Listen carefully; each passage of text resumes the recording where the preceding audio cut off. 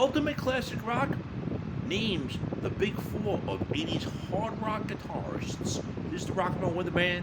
My name is Sean Morrison, and yes, that's in the opinion of their writer, Brian Rowley, here on the Ultimate Classic Rock website.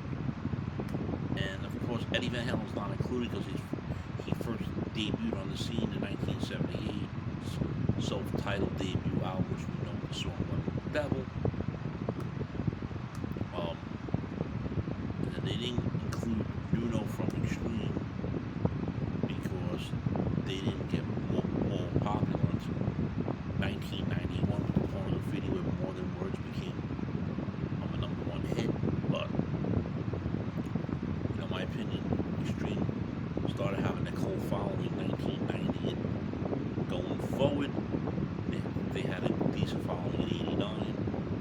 That's besides the point. I'm going to mention that because you mentioned that in Nuno Betancourt. But the four guitarist they did pick was Randy Rhoads, even though he passed away in 1982 at the age of 25.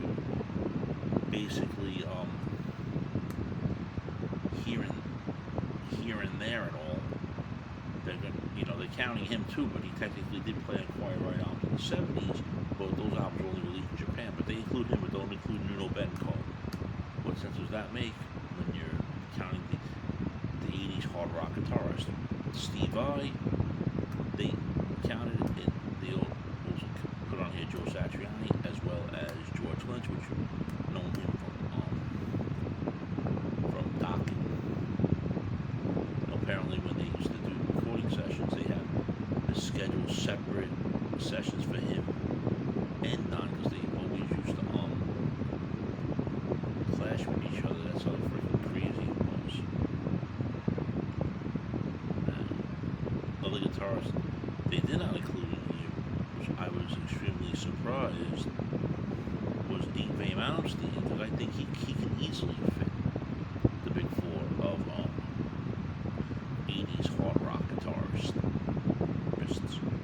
Friends, if you're not subscribed to the Sean Morrison YouTube channel, please do so. Everyone else out there subscribe. We thank you very much for the continued love, honor, and support. It is greatly appreciated.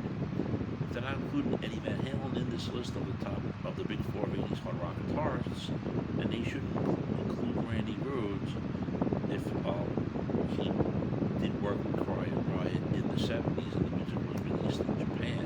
I think he was on the albums. I'm not sure, but either way, those two, that's included on this guy's list, but you know my opinion on that.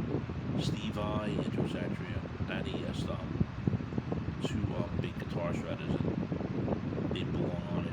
I also feel that Yngwie Malmsteen should belong as a big four of 80s hard rock guitarists. What's your pick, friends, of your big four? What do you think about Ultimate Classics big four? Your thoughts? Shame.